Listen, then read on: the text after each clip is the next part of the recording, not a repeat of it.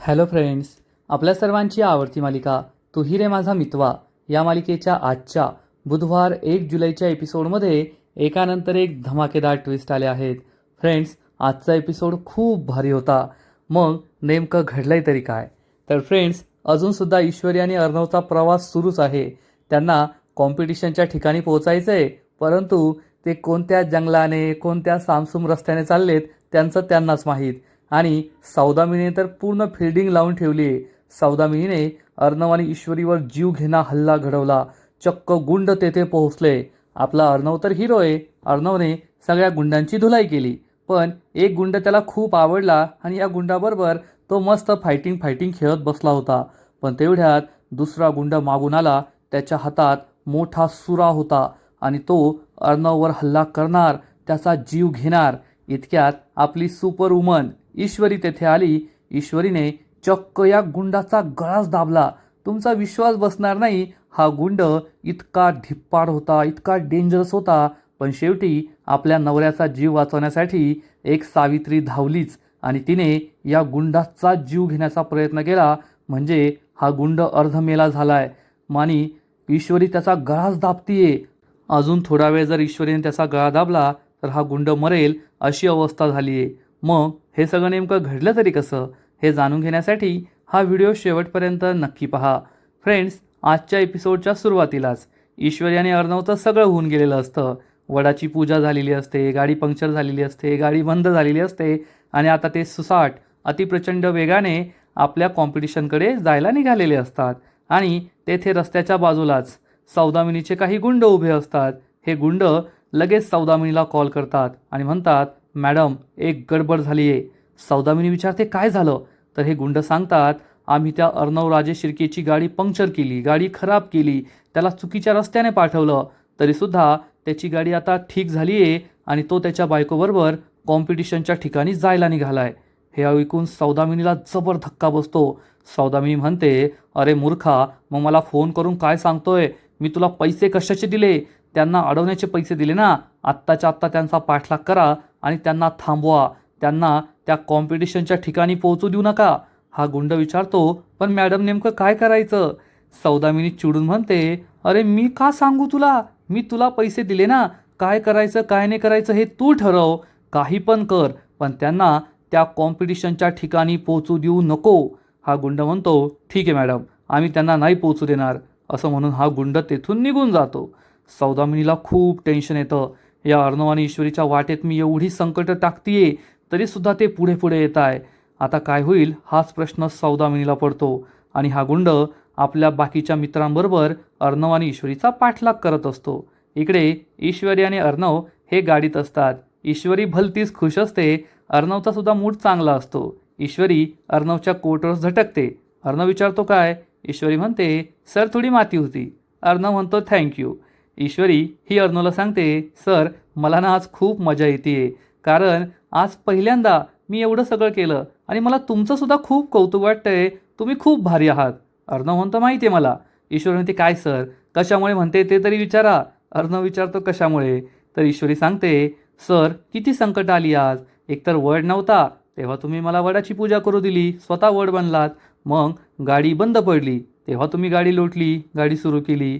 मग गाडी पंक्चर झाली, तरी तुम्ही स्वतः गाडीचं पंक्चर काढलं. वाव, खरंच तुम्ही ग्रेट आहात. अर्णव हे ऐकून खुश होतो. ईश्वरी अर्णवला सांगते, आणि सर मी आहे ना आयुष्यात पहिल्यांदा गाडीचं पंक्चर काढलंय. मला माहीतच नव्हतं गाडीचं पंक्चर कसं काढायचं, पण आज शिकली आहे मी. अर्णव म्हणतो, मी सुद्धा आयुष्यात पहिल्यांदाच स्वतः वड बनलो. ईश्वरी म्हणते, सर अतिशय भक्तिभावाने पूजा केली आहे बरं का मी. देवसुद्धा गोड मानून घेईल. अर्णव म्हणतो, हो खरंय तुझं, खरंय. आणि मग ईश्वरी आपल्या बालपणीच्या आठवणी सांगू लागते. सर तुम्हाला माहिती आहे का, जेव्हा आम्ही लहान होतो ना, तेव्हा मी, माझे बाबा, माझी आई, नमुताई आम्ही सगळे वटपौर्णिमेच्या पूजेसाठी जायचो. आणि तेथे गेल्यावर ना, म्हणजे आम्ही सगळे जायचो, पण पूजा फक्त आईच करायची. आम्ही तिघे बघायचो आणि आई पूजा करायची आणि आमची 2 दिवसाआधीपासूनच तयारी सुरू व्हायची. खूप मजा यायची. आणि एकदा काय झालं माहिती आहे का, एकदा आहे ना आईच्या पायात काटा रुतला. अर्णव म्हणतो, आणि मग तुझ्या बाबांनी तुझ्या आईला उचलून घेतलं, वाड्याच्या फेऱ्या मारल्या. How romantic. ईश्वरी म्हणते, नाही असं काही नाही झालं. बाबांनी आईच्या पायातला काटा काढला. अर्णव म्हणतो नॉट सो रोमॅन्टिक. ईश्वरी म्हणते आणि मग बाबा आणि आई या दोघांनी मिळून वडाला फेऱ्या मारल्या आणि धागा गुंडाळला. अर्णव हा काही बोलत नाही. ईश्वरी म्हणते आता बोला ना, दिस इज रोमॅन्टिक. अर्णव ईश्वरीचं हे बोलणं चांगलंच एन्जॉय करत असतो, खुश असतो. आणि इकडे मामा अंजली आणि वल्लरीला हाक मारतो. अंजली, वल्लरी, अरे लवकर या, जायचं आहे ना आपल्याला. तेवढ्यात अंजली तयार होऊन येते आणि म्हणते मामा मी तयार झाली आहे, तुझी बायकोच तयार झाली नाही आहे, बोलव तिला. तर मामा सांगतो अगं ती स्पर्धेची आयोजक आहे, त्यामुळे ती सगळ्यात जास्त तयार होऊन येईल, आपण तिचं टेन्शन घ्यायचं नाही. अंजली मामाला विचारते मामा आपण ही कॉम्पिटिशन जिंकून रे. तर मामा म्हणतो अरे काय सवाल आहे का, ईश्वरी आणि अर्णव आहेत तेथे आणि ते दोघे खूप भारी आहे, त्यामुळे ही कॉम्पिटिशन ते दोघे जिंकणार, तू टेन्शन घेऊ नको. अर्णव आणि ईश्वरी जेथे टेन्शन नसतं तेथे, आणि आकाश आणि नम्रतासुद्धा आहेत ना, ते सुद्धा त्यांची साथ देईल, तू काळजी करू नको. पण अंजलीला टेन्शन आलेलं असतं. अंजली म्हणते अरे पण मामा टेन्शन येतच ना, आता तूच मला सांग, कारण या कॉम्पिटिशनवरच आपलं सगळं भविष्य अवलंबून आहे. आपली सात्विक फॅशन वाचवायची असेल तर ही कॉम्पिटिशन जिंकावीच लागेल, आणि आपल्या कंपनीच्या बळावरच आपली संपत्ती, आपलं हे घर सगळं अवलंबून आहे ना. मामासुद्धा थोडा टेन्शनमध्ये येतो. मामा म्हणतो सोड सोड सोड सोड, सगळं विसरून जा, हे सगळं टेन्शन घ्यायचं नाही, पॉझिटिव्ह राहायचं, आपणच ही कॉम्पिटिशन जिंकणार, तू माझ्यावर पूर्ण विश्वास ठेव. आणि मग हा विश्वास अंजलीला सुद्धा वाटतो. मामा म्हणतो तू जाऊन गाडीत बस, मी तुझ्या मामीला घेऊन येतो. तर अंजली विचारते मामा आजी कुठे. तर मामा एकदम सिरियसली म्हणतो अंजली तुला माहीत नाही आहे का. अंजली विचारते काय झालं. तर मामा म्हणतो अगं ती मागील 1 वर्षापासून गाडीत जाऊन बसली आहे. अंजली हसते आणि म्हणते मामा तू पण ना. अंजली गाडीत निघून जाते, मामा त्याच्या रूममध्ये निघून जातो. आणि इकडे ईश्वरी गाडीत गप्प बसून असते. अर्णव म्हणतो काय झालं मिस इंदोर, सांग ना, तुझ्या लहानपणीच्या काही आठवणी सांग. ईश्वरी म्हणते वा रे वा, आता माझ्या लहानपणीच्या आठवणी आवडायला लागल्या का. पहिले तर माझी बडबड आहे, बडबड बंद कर असं म्हणायचे, पण आता काय माझी बडबड बडबड वाटत नाही का. अर्णव म्हणतो नाही नाही, सांग सांग, काय करायचे अजून लहानपणी ते सगळं सांग. ईश्वरी म्हणते सर यावर्षी तर आपण येथे मुंबईमध्ये वटपौर्णिमा साजरी केली, पण पुढच्या वर्षी ना आपण इंदोरला जाऊन वटपौर्णिमा साजरी करायची. अर्णव विचारतो इंदोरला, इंदोरला कशाला. ईश्वरी म्हणते कारण मी कबूल केलंय, जेव्हा मी लहान होते ना आणि आईबरोबर वटपौर्णिमेच्या पूजेला जायचे, तेव्हा मी वडाला सांगितलं होतं मी मोठी झाले, माझं लग्न झालं ना की माझ्या नवऱ्याला घेऊन येतील आणि मग आम्ही दोघे एकत्र येऊन पूजा करू. अर्णव म्हणतो ठीक आहे ठीक आहे, नक्की करूया. ईश्वरीची अखंड बडबड सुरूच असते. ईश्वरी म्हणते आणि वडाने सुद्धा मला आशीर्वाद दिला होता की ईश्वरी तुझा जो नवरा असेल ना तो खूप नशीबवान असेल, कारण तुझ्यासारखी सुंदर आणि हुशार बायको त्याला मिळाली आहे. तर अर्णव म्हणतो थोडं चुकलं इथं, कारण तू सुंदर आहे पण हुशार. ईश्वरी म्हणते ओह हुशार पण आहे मी, आणि आज माझ्या हुशारीमुळेच आपण ही कॉम्पिटिशन जिंकणार आहोत. पहा ही कॉम्पिटिशन तर आपणच जिंकणार, 100 कोटी रुपये मिळवणार आणि मग आपली कंपनीसुद्धा वाचेल. अर्णव म्हणतो खरं आहे तुझं, फक्त तुझ्यामुळेच आपण ही कॉम्पिटिशन जिंकणार आहोत. सकाळी तुझं एवढा टाईमपास केला ना वटपौर्णिमा साजरी करण्यासाठी, त्यामुळे जर वेळेत आपण पोहोचलो आणि मग आपण स्पर्धेत भाग घेतला तर आपण जिंकू. ईश्वरी म्हणते सर आपण वेळेतच पोहोचणार आहोत, तुम्ही टेन्शन घेऊ नका. ईश्वरीसारखी मुलगी तुमच्याबरोबर असल्यावर, ती तुमची बायको असल्यावर तुम्हाला बाकीचं काही टेन्शन घ्यायची गरजच नाही आहे. जेथे मी असते ना तेथे टेन्शन नसतं, एवढं लक्षात ठेवा.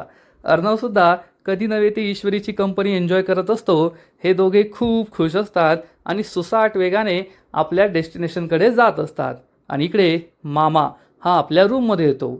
वल्लरी वल्लरी अशा हाका मारतो, पण वल्लरी मोठा कांड करून रमाकांतबरोबर निघून गेलेली असते, रमाकांतला बेशुद्ध करून निघून गेलेली असते, त्यामुळे ती काही रूममध्ये नसते.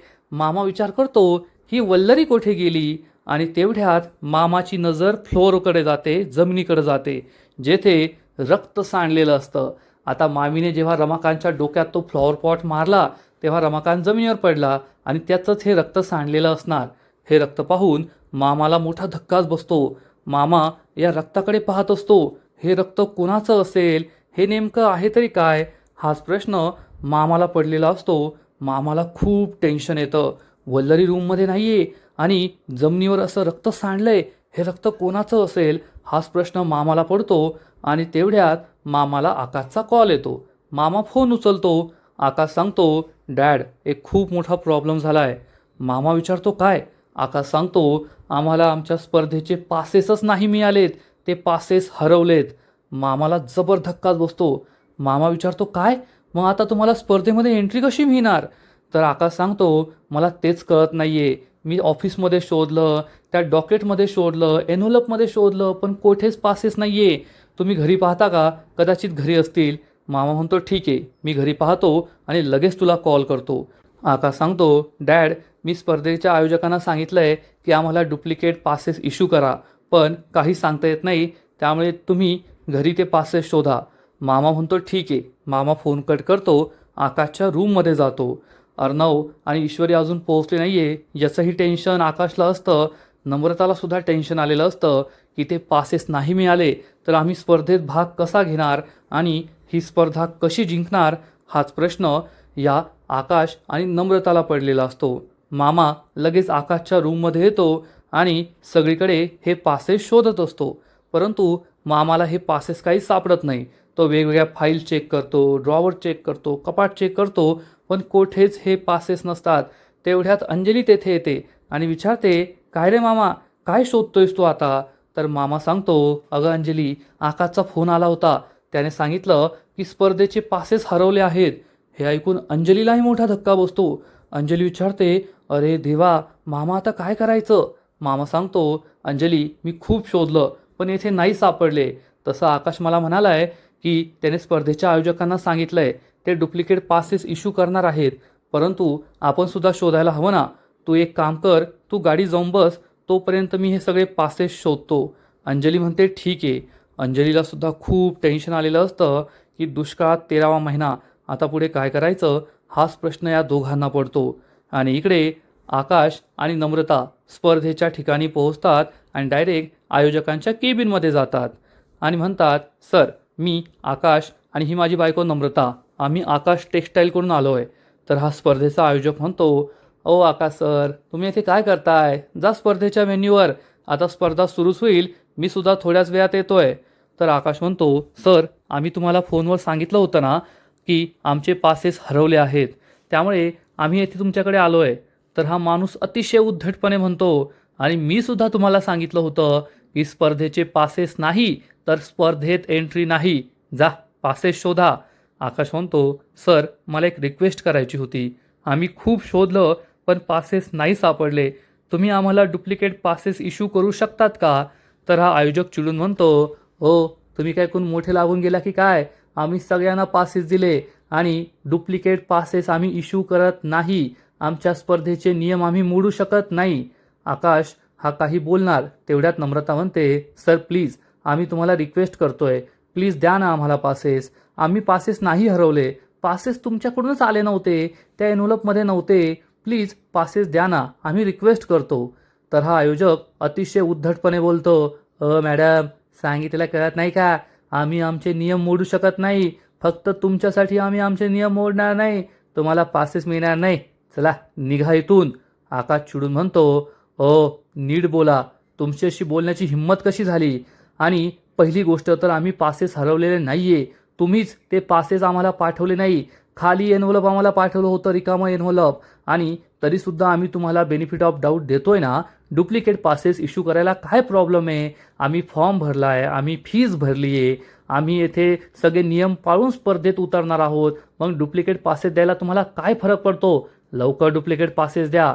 तर हा माणूस चिडून म्हणतो, अय माझ्यावर आवाज चढवायचा बरं का, स्वतः चूक करायची नंतर आमच्यावर खापर फोडायचं, नाही भेटणार पासेस. आकाश चिडून म्हणतो, नीट बोल बरं का, नाहीतर. तर नम्रता म्हणते, सर शांत व्हा, मी त्यांच्याशी बोलते. नम्रता ही पुन्हा एकदा तेच डायलॉग मारते, सर प्लीज आमची काही चूक नाही आहे, आम्हाला पासेस द्या ना, डुप्लिकेट पासेस द्या ना, आम्हाला स्पर्धेत भाग घ्यायचा आहे. तर हा माणूस उद्धटपणे म्हणतो, ओ मॅडम तुमच्या डोक्यात काय फरक पडेल का? सांगितलं कळत नाही का? म्हटलं ना नाही भेटणार, गेट आउट, निघा इथून. आकाशच्या तळपायची आग मस्तकात जाते आणि आकाश या आयोजकाची गसंडीच पकडतो आणि म्हणतो, अय तुला सांगितलं कळत नाही का? नीट बोलायचं माझ्या बायकोशी. आणि सगळी चूक तुझी आणि तू आमच्यावरच दादागिरी करतोय का? नम्रता आकाशला थांबवण्याचा प्रयत्न करते. हा आयोजक म्हणतो, सोडा माझी कॉलर सोडा. आकाश म्हणतो, तुला आहे ना आता मी सोडणार नाहीये. नम्रता ही कशीबशी आकाशचे हात सोडवते आणि म्हणते, आकाश तुम्ही शांत बसा, मी त्यांच्याशी बोलते. आणि मग नम्रता या आयोजकाला म्हणते, सर खूप खूप सॉरी, मी त्यांच्या वतीने तुम्हाला सॉरी म्हणते, पण प्लीज आम्ही खूप मेहनत केली आहे आणि या स्पर्धेत भाग घेणं आमच्यासाठी खूप महत्त्वाचं आहे. प्लीज आमचं ऐका ना, आम्हाला या स्पर्धेत येऊ द्या, भाग घेऊ द्या. डुप्लिकेट पासेस प्लीज इश्यू करा. आकाश या आयोजकाकडे रागारागाने पाहत असतो आणि नम्रता चक्क त्याच्यासमोर हात जोडते. सर मी तुमच्यासमोर हात जोडते, प्लीज आम्हाला डुप्लिकेट पासेस द्या. हा माणूस आकाशकडे रागारागाने पाहतो आणि नम्रताला म्हणतो, ठीक आहे तुम्ही माफी मागितली आणि हात जोडताय म्हणून मी तुम्हाला पासेस इश्यू करेल, परंतु जे येथे फिजिकली आहेत त्यांनाच मी पासेस देईल, दुसऱ्या कोणालाही नाही. नम्रता म्हणते, ठीक आहे सर. आकाशला खूप राग येतो. नम्रता म्हणते, चालेल ना, आम्ही दोघे इथे आहोत, आम्हाला पासेस द्या, आम्ही इतर कोणासाठीही पासेस मागणार नाही. आकाश चिडून म्हणतो, नम्रता हे काय बोलतेस तू? दादा आणि ईश्वरीसाठी सुद्धा आपला पासेस हवे आहेत ना? तर नम्रता चिडून म्हणते, सर ते दोघे इथे आलेत का? नाही ना, येथे आपण आहोत ना, आपण आपलं पाहूया. ते दोघे जेव्हा येतील तेव्हा ते त्यांचं त्यांचं पाहून घेतील, मला त्यांची काळजी करण्याची काही गरज नाहीये. आकाशला खूप राग येतो की नम्रता अशी का वागतीये. आणि मग हा आयोजक सांगतो, तुम्ही दोघे बाहेर जाऊन थांबा, मी डुप्लिकेट पासेसची व्यवस्था करतो. नम्रता थँक्यू म्हणते आणि आकाशला घेऊन बाहेर निघून जाते. आकाश अजूनसुद्धा या आयोजकाला डोळेच दाखवत असतो. आणि मग हा आयोजक सौदामिनीला कॉल करतो आणि सांगतो, मॅडम आकाश टेक्स्टाईलचे आकाश येथे आले होते आणि त्यांनी डुप्लिकेट पासेस मागवले आहेत. आता सौदामिनीची मेमरी थोडी कमी आहे वाटतं. सौदामिनी म्हणते, आकाश टेक्स्टाईल हे नाव आहे ना वल्लरीच्या तोंडून ऐकल्यासारखं वाटतंय. वल्लरी म्हणाली होती की ती काहीतरी करणार आहे, म्हणजे नक्कीच हा तिचा माणूस असेल. आता काय करायचं? सौदामिनी म्हणते, ठीक आहे, आकाश टेक्स्टाईलच्या आकाश पाटीलला तुम्ही पासेस देऊन टाका, पण त्या अर्णवला पासेस नाही मिळाले पाहिजे. आयोजक म्हणतो, ठीक आहे मॅडम. मग सौदामिनी विचार करते, आता अर्णव आणि ईश्वरी हे काही कॉम्पिटिशनमध्ये पोहोचू शकणार नाही आणि ही स्पर्धा ते जिंकणार नाही. ही स्पर्धा जिंकली नाही तर पैसे मिळणार नाही आणि पैसे मिळाले नाही तर सात्विक फॅशन माझी, असा विचार करून सौदामिनी खूप खुश होते. आणि इकडे ईश्वरी आणि अर्णवच्या गाडीसमोर हे गुंड आपली गाडी आडवी घालतात. अर्णव गाडीचे ब्रेक दाबतो आणि तेवढ्यात या गाडीतून 5-6 गुंड हातात हॉकी, मोठा सुरा, चाकू असे हत्यार घेऊन बाहेर पडतात. अर्णव आणि ईश्वरीला मोठा धक्काच बसतो. अर्णवला समजतं आपल्याला कॉम्पिटिशनमध्ये पोहोचू द्यायचं नाही म्हणून ही माणसं आली आहेत. ईश्वरी खूप घाबरते आणि म्हणते, सर बाहेर जाऊ नका, बाहेर जाऊ नका. अर्णव म्हणतो, नाही मिस इंदोर, आपल्याला स्पर्धेत पोचायचं असेल तर यांची चांगलीच खुशामत तर करावीच लागेल. हे गुंड अर्णवकडे रागारागाने पाहत असतात. ईश्वरी म्हणते, ठीक आहे सर, मी सुद्धा बाहेर येते. तर अर्णव म्हणतो, नाही मिस इंदोर, तू बाहेर यायचं नाहीये, तू आतमध्येच थांबायचं आहे. ईश्वरी म्हणते, सर पण. अर्णव म्हणतो, सांगितलं नाही एकदा, तू आतमध्येच थांबायचं. आय कॅन हँडल देम, मी त्यांची चांगली जिरवतो, तू थांब आतमध्ये. ईश्वरी हो म्हणते. अर्णव त्याचा सीट बेल्ट काढतो. तर हा गुंड्यांचा बॉस म्हणतो, चल निघ बाहेर. आणि मग आपला हिरो अर्णव गाडीच्या बाहेर निघतो. सगळे गुंड त्याच्याकडे खुनशीने पाहत असतात, पण त्यांना माहीत नसतं आपण कोणाशी पंगा घेतलाय, हा तर ॲक्शन हिरो आहे. मग हा गुंडांचा बॉस त्याच्यावर हल्ला करतो. अर्णव त्याचा हल्ला वाचवतो आणि मग मागे असलेल्या गुंडांना एकानंतर एक दे दनादन अर्णव त्यांची चांगली धुलाई करतो. पण इकडे ईश्वरी घाबरलेली असते. ईश्वरीला भीती वाटते की अर्णवला काही दुखापत तर होणार नाही ना. अर्णव हा या गुंडांच्या मधोमध येतो. सगळे गुंड त्याच्या चारही बाजूने उभे असतात त्याच्यावर हल्ला करण्यासाठी. आणि मग अर्णव एक एक करून या गुंडांची चांगली धुलाई करतो. ईश्वरी ही गाडीतून बाहेर येण्याचा प्रयत्न करते. गाडीचा दरवाजा उघडते, पण अर्णव तिला इशारा करतो, दरवाजा बंद करून आतमध्ये जा. आणि ईश्वरी दरवाजा बंद करून आतमध्येच बसते. आणि इकडे रमाकांत हा उदयकांतला म्हणतो, अरे उदयकांत, आपण एकाच आईची लेकरं ना रे, तरीसुद्धा तू असा आणि मी असा, मी तुझ्यासारखा कधीच नाही आहे. तर उदयकान म्हणतो, ए दादा, तू माझ्यासारखं कधी बनूच शकत नाही रे, कारण तुझ्यासारखं बनणं सोपं आहे, माझ्यासारखं बनणं खूप अवघड आहे. त्यासाठी दम लागतो, दम, हिंमत लागते. वाईट कामं करायला ना सगळ्यात जास्त हिंमत लागते. ती हिंमत तुझ्यात नाही आहे. त्यामुळे तू असा, मी असा. तू मेहनत करून काय मिळवलं आयुष्यात? ना बायको, ना पोरं, ना संपत्ती, ना प्रॉपर्टी, काय नाही. आणि मी एक कट कारस्थान केलं आणि आयुष्यभर मजेत राहिलो. परंतु शेवटी तुझा तो चिंटू आला आणि त्याने माझ्याकडून सगळं हिरावून घेतलं. तर रमाकांत चिडून म्हणतो, अरे नालायका, मी तुला सोडणार नाहीये. मी तुला आणि त्या वल्लरीला कायमचा धडा शिकवेल, एवढं लक्षात ठेव. उदयकांत म्हणतो, दादा थांब, दादा थांब, एवढा स्वतःला त्रास करून घेऊ नको. अरे आपलं वय काय, आपण करतो काय? आता हे पण घेणं, धमक्या देणं ते तुला शोभत नाही. शांत हो रे. आणि वल्लरी आणि मी, आम्ही दोघांनी ठरवलंय म्हणून तू जिवंत आहे. आमच्या दोघांपैकी एकाचं मन जरी बदललं ना तरी तू जाशील ढगात, आम्ही राहू खुशीत, एवढं लक्षात ठेव. रमाकांत चिडून म्हणतो, अरे तुला काय दुर्बुद्धी सुचली? सगळं एवढं ठीक सुरू होतं ना, त्या वल्लरीच्या नादाला लागला तू. माझी लेकरं त्या वल्लरीला मामी मामी म्हणून थकत नाही आणि त्या मामीनेच त्यांचा घात केला आहे. त्यांच्या आयुष्यातलं सगळ्यात मोठं दुःख त्यांना दिलं आहे आणि तू तिला जाऊन मिळाला. अरे तुझ्या सख्ख्या भावाची मुलं होती ना ती, लाज नाही वाटलं का तुला असं काही करायला? तर उदयकांत सांगतो, कसं आहे ना दादा, आमच्यासारख्या माणसांना लाज नाही वाटत. आम्ही लाजसुद्धा विकून खाल्ली आहे. आणि जेव्हा तू घर सोडून गेला, तुझी बायको मेली, तेव्हा मी तुझ्या पोरांना घराबाहेर काढलं आणि सगळी संपत्ती मिळवली. आईश करत होतो मी.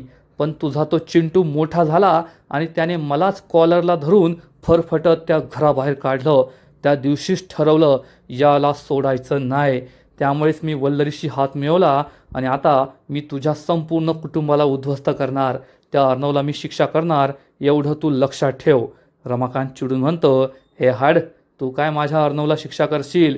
जर मी जिवंत राहिलो ना तर मी तुला सोडणार नाही, एवढं लक्षात ठेव. उदयकांत म्हणतो, अरे दादा, तुला सांगितलंय ना, तू काही केलं ना तरीसुद्धा मी तुझ्या चिंटूला सोडणार नाहीये.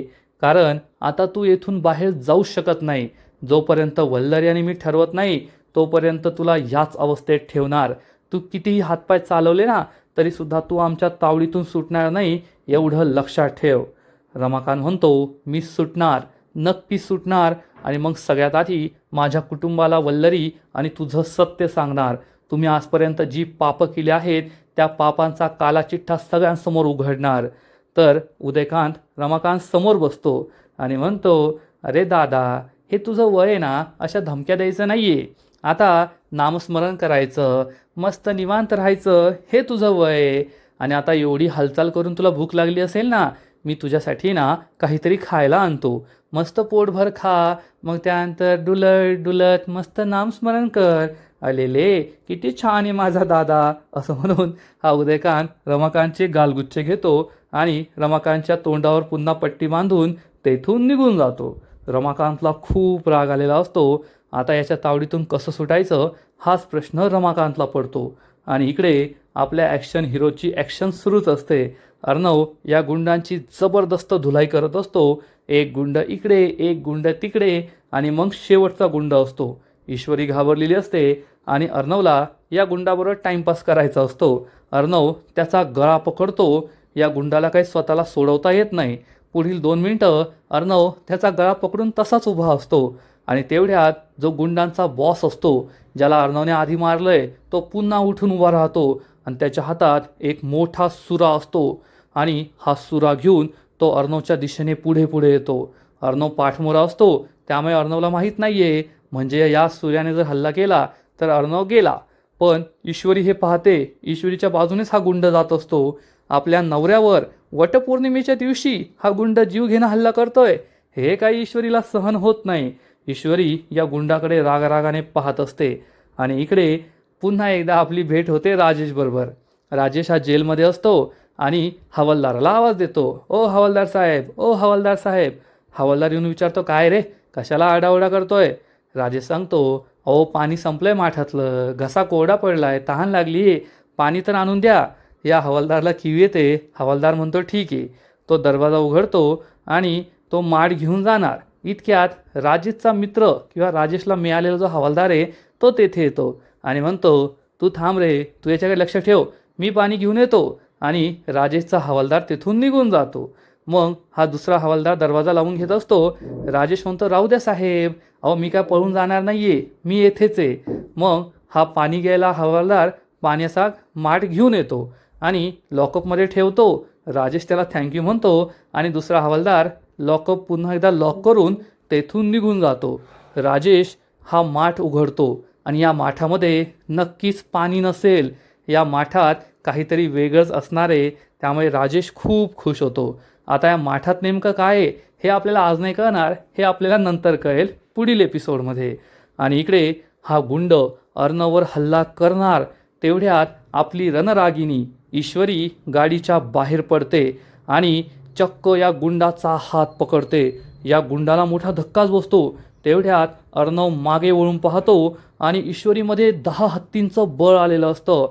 ईश्वरी या गुंडाचा हात मुडपते, त्यानंतर त्याची मान पकडते आणि त्याला तसंच गाडीच्या बोनेटवर आदळते. हा गुंड स्वतःला सोडवण्याचा प्रयत्न करत असतो, पण ईश्वरीच्या तावडीतून त्याला काही सुटता येत नाही. अर्णवसुद्धा हे पाहत असतो. त्याला आश्चर्य वाटतं की एवढीशी ईश्वरी एवढ्या मोठ्या गुंडाला लोळवतीये आणि हा गुंड स्वतःला सोडवण्याचा प्रयत्न करत असतो, तडफडत असतो, पण ईश्वरी त्याची मान जोरात दाबते. अर्णव ईश्वरीकडे पाहतच राहतो. ईश्वरी या गुंडाच्या हातावर मारते, हा सुरा खाली पडतो आणि ईश्वरी कसलाही मागचा पुढचा विचार न करता या गुंडाचा गळा दाबतच असते आणि हा गुंड अर्धमेला होतो. आजचा एपिसोड येथे संपतो. फ्रेंड्स, तू ही रे माझा मितवा या मालिकेचा आजचा एपिसोड खरंच खूप भारी होता, इंटरेस्टिंग होता. पण पुढील एपिसोड आणखीन भारी असणार आहे. पुढील एपिसोडमध्ये आपण पाहू की सौदामिनी आयोजकाच्या केबिनमध्ये पोहोचेल आणि आकाशला म्हणेल, तुझा द ग्रेट अर्णव राजेश शिर्के अजून आला नाहीये. आकाश तिला ठणकावून सांगेल, तो येणार, ओ आएगा, देखते रहना. त्यामुळे सौदामिनीला सुद्धा आकाशचा हा कॉन्फिडन्स नक्कीच आवडेल.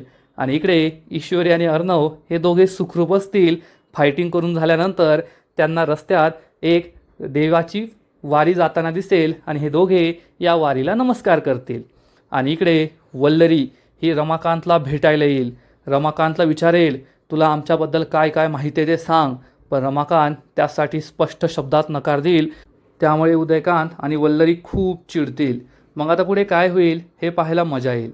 तर फ्रेंड्स, तुम्हाला सुद्धा ही मालिका आवडते ना? नक्कीच कमेंट करून सांगा. आणि तू ही रे माझा मितवा या मालिकेचे असेच नवीन नवीन एपिसोड सर्वात आधी पाहण्यासाठी व्हिडिओला लाईक करा, शेअर करा, चॅनलला सबस्क्राईब करून बेल आयकॉनवर क्लिक करा. म्हणजे या मालिकेचे नवीन नवीन एपिसोड तुम्हाला सर्वात आधी पाहायला मिळतील. खूप खूप खूप धन्यवाद.